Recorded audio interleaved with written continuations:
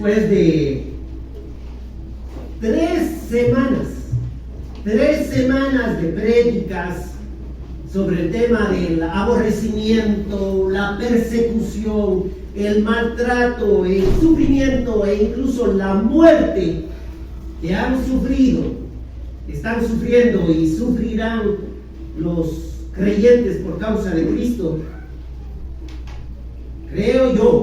Yo creo que nuestras emociones no se han quedado muy animadas. Creo que estos mensajes no han sido así de tanto aliento. Incluso creo que después de estas 3 semanas de estos mensajes, algunas personas ya ni siquiera se sintieron muy animados a seguir viniendo a esta congregación. Es que, mis queridos hermanos, aunque evitemos el decir, y digamos que no es así, pero muchos de nosotros, si somos honestos, acudimos a la iglesia con el fin de ver una luz y una salida para nuestros problemas. Venimos a la iglesia buscando consuelo, ayuda. Y creo que nadie va a algún lugar sabiendo que en ese lugar va a encontrar quizá enemigos, persecución, aborrecimiento o incluso muerte por seguir algo. Pero, mis queridos hermanos, esto vino con el paquete de ser creyentes, nos guste o no nos guste, está dentro del paquete. Pero no se sientan mal, mis hermanos. Estoy seguro que los mismos apóstoles, después de que el Señor Jesucristo les predicó Juan 15 desde el 18 hasta el capítulo 16, vivieron experiencias similares a las nuestras. Ellos también estaban siguiéndole al Señor, buscando lo positivo y no lo negativo de seguir al Señor. Es más, si usted revisa un poquito ciertos aspectos de las vidas de ellos, se va a dar cuenta que personas como Judas buscaba el poder que vendría por estar en el grupo privilegiado del futuro rey de Israel. Judas probablemente buscaba un cargo político, de honor, con una buena paga cuando el Señor sea rey. Yo creo que eso es lo que le impulsó a seguir en el grupo.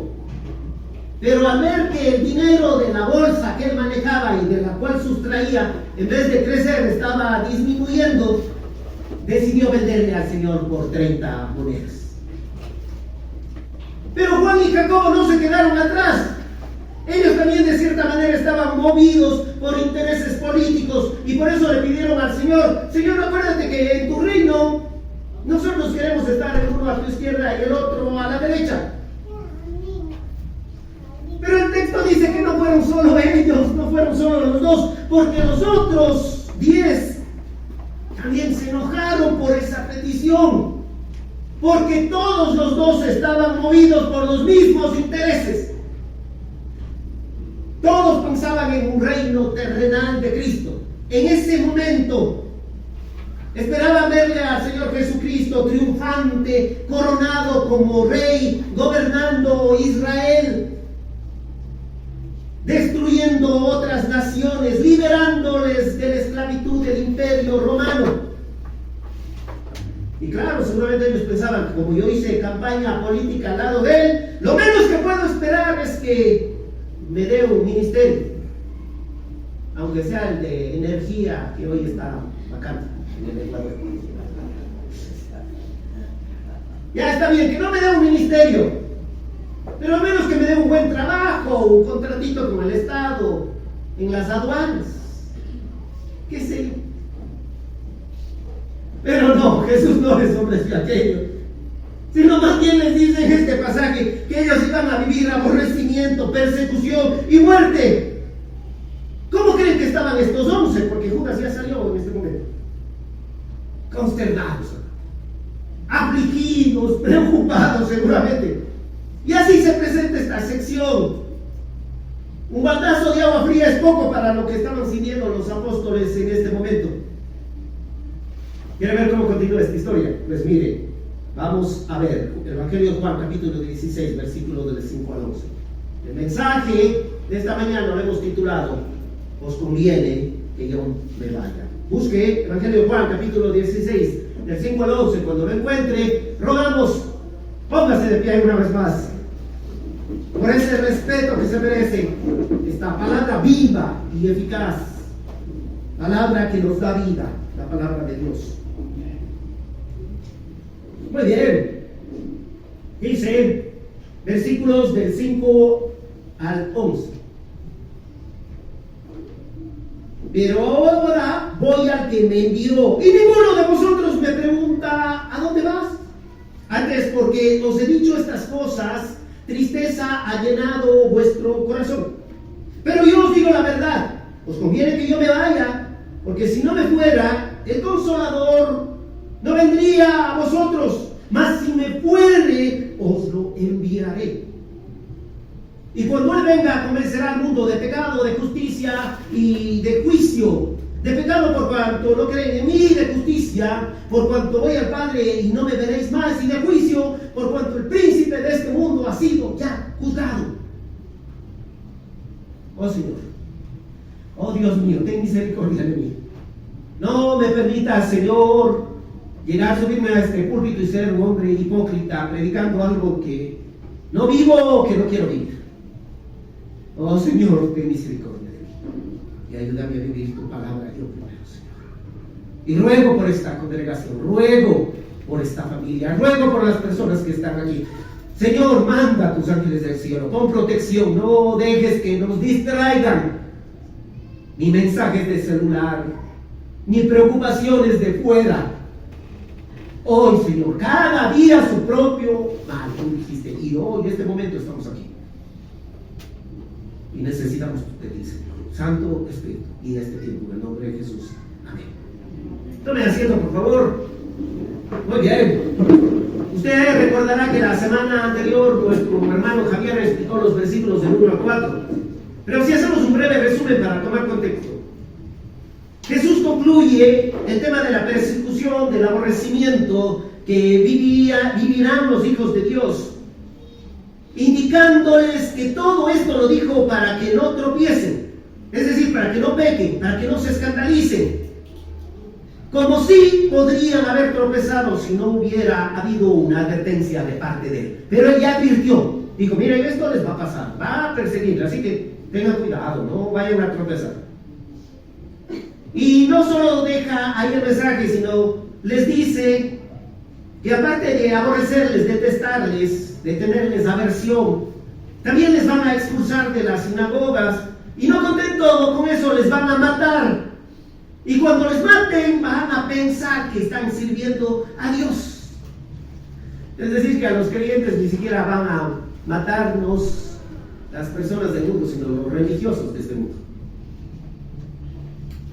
Para los discípulos debió de ser extremadamente difícil, fuerte y duro escuchar estas palabras, hermanos. Y Jesús, al mirar así a esos 11, les dice en el versículo 5: pero ahora voy al que me envió, y ninguno de vosotros me pregunta: ¿a dónde vas? Esta afirmación del Señor Jesucristo parece un tanto contradictoria a lo que ya habíamos estudiado anteriormente en los capítulos 13 y 14. Porque Pedro y Tomás sí le preguntaron anteriormente al Señor: ¿a dónde vas? Pedro en el capítulo 13:36 le dijo: Señor, ¿a dónde vas? Y Tomás en el capítulo 14:4 le dijo: Señor, no sabemos a dónde vas. Pero ¿por qué el Señor hace esta afirmación en este capítulo 16? ¿Saben por qué? Porque cuando ellos hicieron esta pregunta, no les preocupaba a dónde Jesús se iba. Solo les preocupaba el hecho que Jesús se iba y que ellos se estaban quedando sin Jesús. Esa era su preocupación. ¿Entiende? Ellos no estaban pensando en Jesús, estaban pensando en ellos mismos. Ellos estaban centrados en ellos, en que se iban a quedar solos. No estaban preocupados en que Jesús se iba, ni a dónde se iba, ni lo que le iba a suceder a Jesús en el futuro cercano. No, estaban preocupados en ellos, y eso es egoísmo.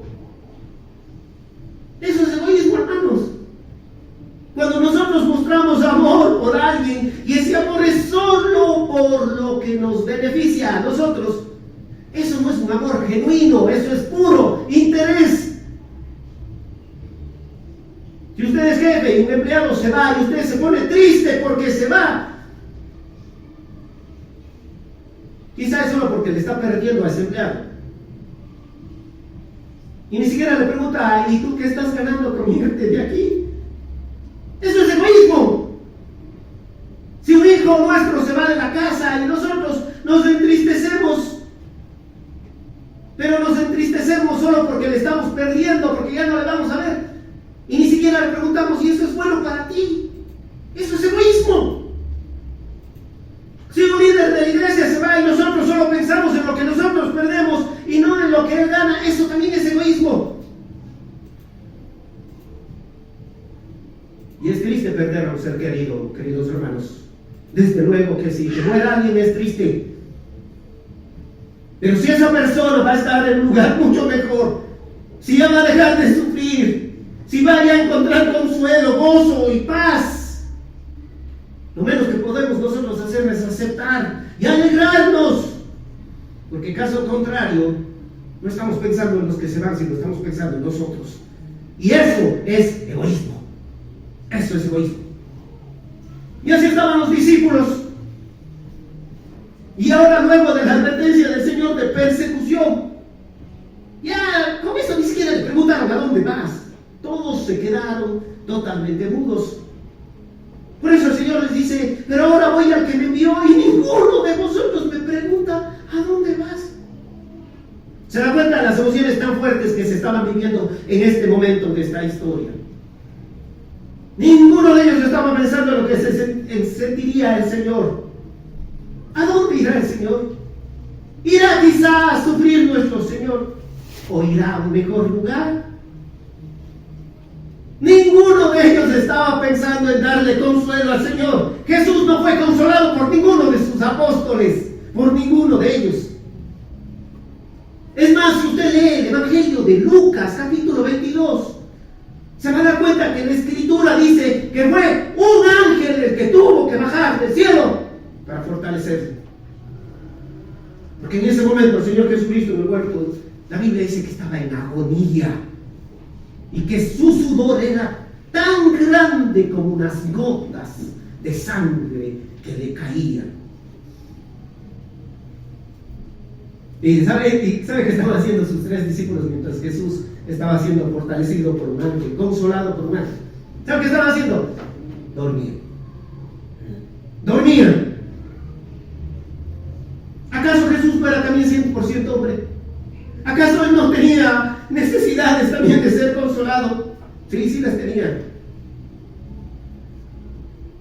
Pero yo creo que sí, eso es convicción mía.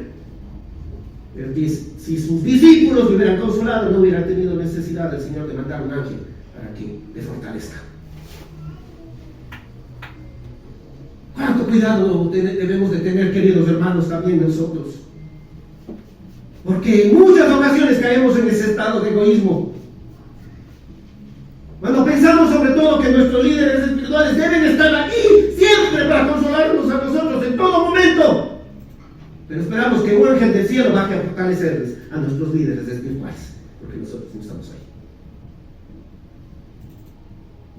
Cuando pensamos que nuestros líderes espirituales no necesitan nuestro consuelo, de nuestro aliento, eso también es egoísmo. Observe lo que dice el versículo 6. Antes, porque os he dicho estas cosas, tristeza ha llenado vuestro corazón. Es tan interesante este versículo, las palabras de Jesús llenan de tristeza el corazón de ellos. La NBI dice, al contrario, como les he dicho estas cosas, se han entristecido mucho. ¿Estaban tristes? Claro que estaban tristes. Pero su tristeza era porque no sabían ellos qué iba a pasar en su futuro. Por eso estaban tristes. Y no estaban tristes porque ni siquiera sabían lo que le iba a suceder en el futuro inmediato a su Señor. Lo cierto es que si ellos hubieran preguntado, ¿a dónde va, Señor?, pensando en Jesús, pero y no en ellos, de cierta manera sus corazones en verdad a lo mejor hubieran estado alegres. ¿Sabe por qué? Porque Jesús estaba a pocas horas de regresar ya con su Padre. Sí, estaba ya cerca de regresar con su Padre. Venía el extremo sufrimiento del dolor, de la muerte en la cruz. Y no solo ese dolor de morir en la cruz y ser flagelado, sino el mismo dolor de llevarse él el pecado de esta humanidad cuando él no conocía pecado. Pero después iba a ir donde su Padre. Eso dice el Señor en Juan 14:28. Mire, ahí tiene la pantalla. Les dijo ya con anterioridad: habéis oído que yo os he dicho, voy y vengo a vosotros. Si me amarais, os habríais regocijado, porque he dicho que voy al Padre, porque el Padre mayor es que yo. Pero ¿quién como mi Señor, hermano? En verdad, cuando uno se dedica a mirar las Escrituras y le conoce, nuestro corazón no hace más que amarlo.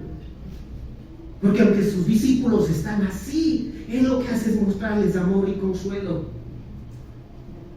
Miren, la semana pasada yo les decía que cuando a Dios le cantamos deberíamos de cantarle con alegría, porque es un homenaje especial de la iglesia para Él. Mire, yo recuerdo, y no voy a apelar con esto que les voy a decir a sus emociones, sino quiero apelar a su razón. Yo recuerdo, y creo que todos ustedes, que cuando nuestros hijos se han graduado del colegio o de la universidad, empiezan a dar los nombres, y que hace todas las personas que están ahí, todos aplauden, ¿no es cierto? Pero es un aplauso común, no es un aplauso sentido. Pero cuando dan el nombre de su familiar, de su hijo, de su hermano, ¿cómo aplaude usted? Oh.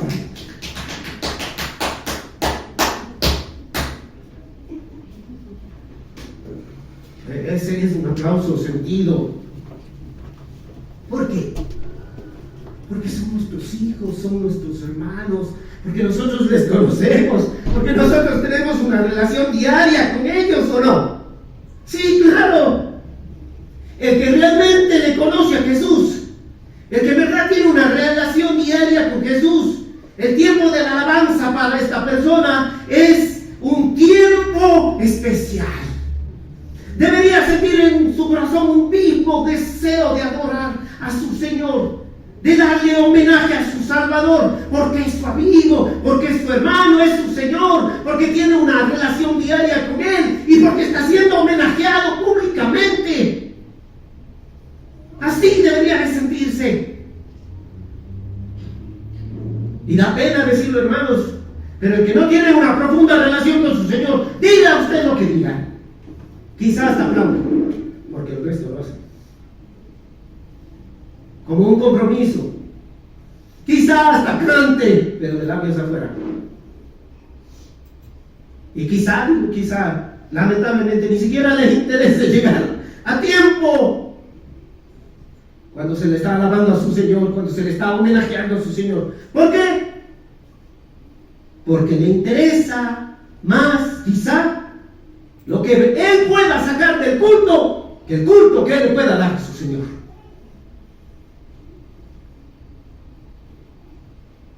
¿Y por qué tengo que hacer esta acotación, hermanos? ¿Por qué me he tomado un tiempo en hacer esta digresión o salirme del tema por un momento? Porque en este pasaje podemos observar el tierno amor de Jesús por los suyos, aunque los suyos no pensaban en Él. Y ahí es cuando uno más siente amor y ganas de alabar a su Señor. Es que el Señor es distinto a nosotros, hermanos. Mire, yo en mi humanidad, si yo les dijera que me voy de la iglesia, y si quizá por ahí alguien dice, pero pastor, ¿por qué se va? ¿Qué mala cara ha visto? ¿Y ahora qué vamos a hacer nosotros? ¿Y a quién vamos a nombrar como pastor? Quizá yo como humano hasta me resienta porque ni siquiera me están preguntando a dónde se va y por qué se va. ¿Va a estar usted mejor en otro lugar? ¿Sí o no? Claro. O sea, no están pensando en mí, están pensando en ustedes. Y ustedes se quedan resentidos porque yo me voy resentido porque nadie me pregunta por qué me voy y si me voy a un mejor lugar. Y allá cada uno por su lado resentidos. Pero mi Señor no es ni como ustedes, mucho menos como yo. Él en este momento, aunque conociendo el egoísmo en los corazones de los discípulos, aún así les da palabras de consuelo. Por eso les digo que el que le conoce le debe de rendir homenaje profundo y especial cuando le alaba a su Dios. Escuche sus palabras, versículo 7. Pero yo os digo la verdad, y es verdad lo que les voy a decir. Os conviene que yo me vaya, porque si no me fuere el Consolador no vendría a vosotros, mas si me fuere os lo enviaré. ¿Nos convenía que se vaya Jesús? Claro que sí. Claro que sí. Dice, qué frío, pastor, ¿cómo va a decir eso? Si Jesús no se hubiera ido, no tendríamos ninguna buena noticia que compartir, el Evangelio. No tendríamos Evangelio que compartir.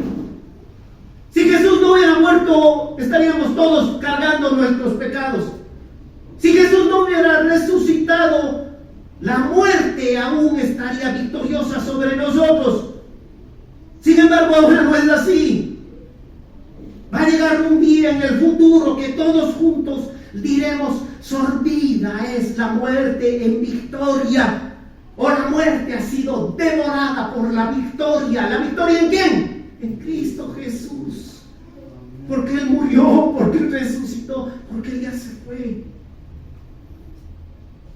En un momento, todos juntos, ya no aquí, sino en otro lugar, diremos, ¿dónde está muerte tu aguijón? Riéndonos.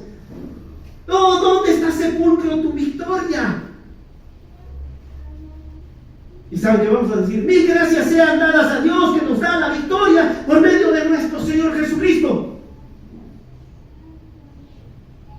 ¿Nos convenía que Jesús se vaya? Pues claro que sí, por su muerte tenemos victoria. Sin embargo, el Señor en este pasaje da un consuelo más para sus discípulos y les dice, pero yo os digo la verdad, os conviene que me vaya, porque si no me fuera, el Consolador no vendría a vosotros, mas si me fuere, os lo enviaré. En algún momento de su vida cristiana usted ha pensado y ha dicho, ay, qué lindo que hubiera sido conocer al Señor Jesucristo, escuchar sus enseñanzas directamente, verle a Él, preguntarle a Él, escucharle hablar debió de ser lindo. Pero se está dando cuenta que el Señor Jesucristo en este pasaje está diciendo que el Consolador, el Paráclitos, el Espíritu Santo vino a nosotros ya. Entonces, ¿por qué debemos decir, debemos pensar que Dios es lindo, conversar con el Señor, escucharlo hablar? Sí, sí podemos escucharlo hablar, porque Él está en nosotros y está con nosotros. ¿Hoy es posible aquello? Claro que sí. El problema es que no somos sensibles al llamado del Santo Espíritu de Dios, como el pueblo de aquella época no era sensible cuando Jesucristo les hablaba. Jesús se fue y envió al Consolador, porque era necesario que el Señor se vaya antes de que el Espíritu Santo venga. Porque una de las tareas del Espíritu Santo es mostrarnos toda la obra completa de Cristo en la cruz, y eso incluye su muerte y resurrección. Ustedes recuerdan en el primer discurso del apóstol Pedro en Hechos 2, aquel día de Pentecostés. Dice en la Escritura que todos los que estuvieron en ese aposento recibieron el Espíritu Santo y empezaron a hablar lenguas, o mejor dicho, les voy a aclarar, idiomas, según el Espíritu les daba que hablasen. Y la gente estaba maravillada, dice el libro de Hechos, diciendo, ¿cómo podemos escucharle hablar en nuestra propia lengua? Y Pedro en una parte de su discurso dice en Hechos, mire, ahí voy a poner en la pantalla, a este Jesús resucitó Dios, de lo cual todos nosotros somos testigos. Así que exaltando por la diestra de Dios y habiendo recibido del Padre la promesa del Espíritu Santo, ha derramado esto que vosotros veis y oís. Es lo que nosotros tenemos, lo que ustedes están viendo en nosotros. Es esa promesa que nos dijo que Él se iba, pero el Espíritu Santo venía. Y ahora ustedes pueden ver eso. Yo no sé si la gente del mundo puede ver en nosotros ese poder del Espíritu Santo. ¿Puede, hermanos? Sí, Jesús tuvo que irse para que venga el Espíritu Santo, para que sea derramado en los suyos. En Hechos 2 la gente no estaba balbuceando algún lenguaje extraño, estaba hablando unas lenguas que ellos entendían. La gente se preguntaba, ¿cómo podemos entenderles en nuestra propia lengua? Ellos son galileos. Pero ese es el Espíritu Santo, ¿no? Mire, retroceda un poco ahí en su Biblia y observe Juan 14, 15 y 16. Porque no es la primera vez que Jesucristo les habla acerca del Consolador. Juan 14, 15 y 16. El Señor dice, si me amáis, guardad mis mandamientos, y yo rogaré al Padre y os daré otro, ¿qué? Para que esté con vosotros para siempre. Ya habló del Consolador. Y luego en Juan 14, 26 dice, mas el Consolador, el Paráclitos, el Espíritu Santo, a quien el Padre enviará en mi nombre en futuro, Él os enseñará todas las cosas y os recordará todo lo que yo os he dicho. Y en Juan 15, 26, Jesús ya dijo, pero cuando venga el Consolador, a quien yo os enviaré del Padre, el Espíritu de verdad, el cual procede del Padre, Él dará testimonio acerca de mí. Sí, ya habló acerca del Consolador. En griego, Paráclitos. El abogado defensor del creyente, eso significa Paráclitos. El que le fortalece al creyente. El que le consuela al creyente, el que le anima al creyente, el que le ayuda, el que le da aliento, el que le enseña, el que nos recuerda el camino que debemos de seguir, el que testifica acerca del Padre, el que intercede por nosotros con gemidos indecibles. Ese es el Espíritu Santo para nosotros los creyentes. Pero si usted quiere conocer un poco más de teología, escuche con atención. La obra del Espíritu Santo con su iglesia en esta dispensación, en este tiempo, es grande y maravillosa. Pero el Espíritu Santo también tiene un ministerio con el mundo, con la gente que está afuera. ¿Y sabe cuál es ese ministerio? Jesús lo dice en el verso 9. Y cuando Él venga, convencerá, ¿qué dice? Al mundo de pecado, de justicia y de juicio. Cuando Él venga, estaba hablando del futuro porque aún no había venido. Va a cumplir un ministerio con el mundo. Convencer al mundo de pecado. Convencer es acusar, reprender, refutar.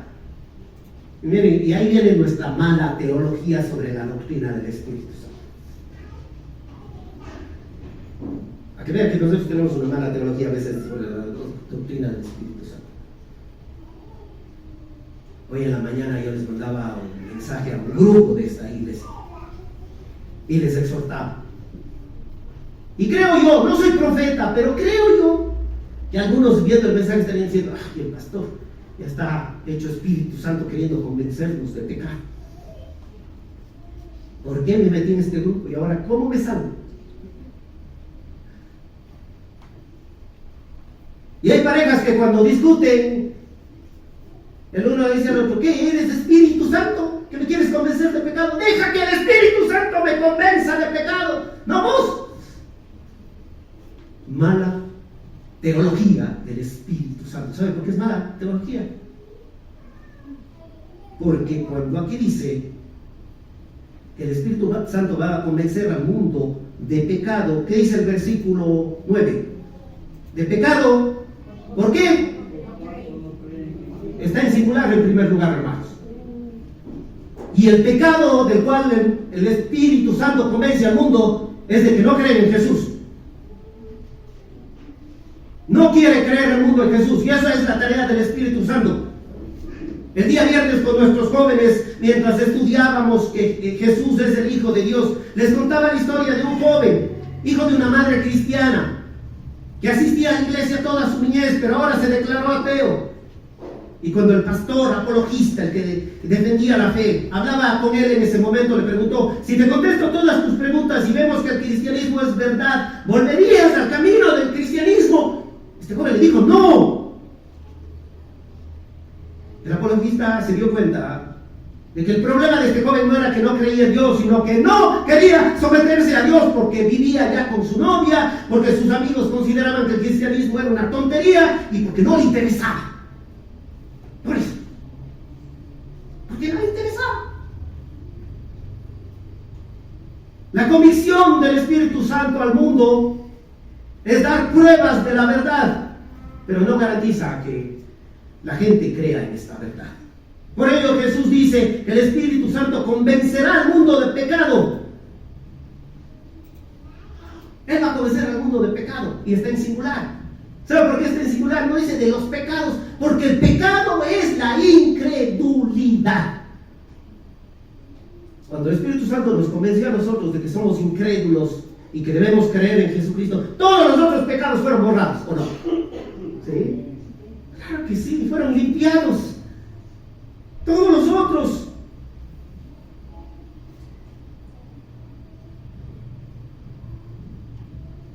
Conozca la neumatología o doctrina del Espíritu Santo. El Paráclitos, para el creyente, es el abogado defensor. Pero para el mundo es el fiscal. Para el mundo es quien les acusa. Para el mundo es el que les muestra en el error en que están y lo que les va a pasar. De pecado, hermanos. Hay un solo pecado por el cual usted se puede condenar: incredulidad. Rehusar creer en Jesucristo como su único y suficiente medio para encontrar la salvación. Ese pecado le condena. De pecado dice el versículo 9: por cuanto no creen en mí. Así que no utilice la neumatología. A usted el Señor ya le convenció de pecado.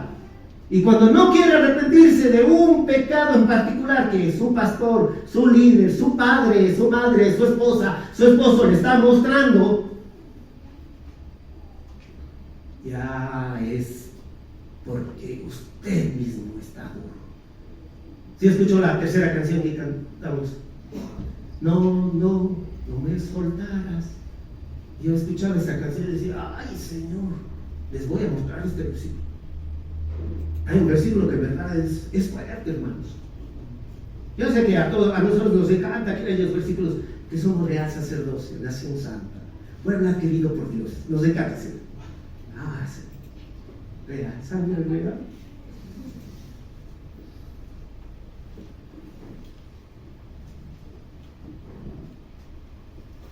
Busque el Salmo 32, por favor.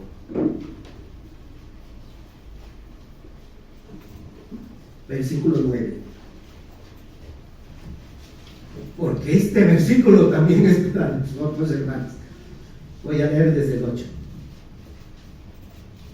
Te haré entender y te enseñaré el camino en que debes andar. Tarea del Santo Espíritu en los creyentes. Pero el versículo 9 es para mí, no sé si para ustedes. No seáis como el caballo o como el mulo, sin entendimiento, que han de ser sujetados con cabestro y con freno, porque si no, no se acercan a ti. Y yo decía: no me soltarás así, Señor. A veces tienes que no soltarme y estar jalándome con el cabestro, porque si soy como el mulo, no hago caso cuando me llamas.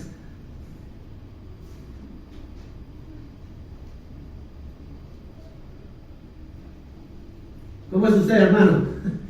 ¿Está sensible al llamado del Espíritu Santo? Ya nos convenció de ese pecado.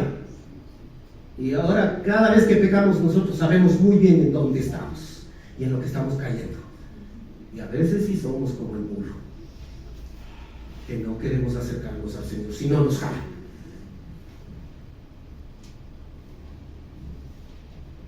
De pecado por cuanto no creen en mí. Juan 3:18 dice: el que en él cree no es condenado, pero el que no cree ya ha sido condenado porque no ha creído en el nombre del unigénito Hijo de Dios. Después dice: de justicia, por cuanto voy al Padre y no me veréis más. ¿De qué justicia? De la justicia que Cristo nos dio en la cruz.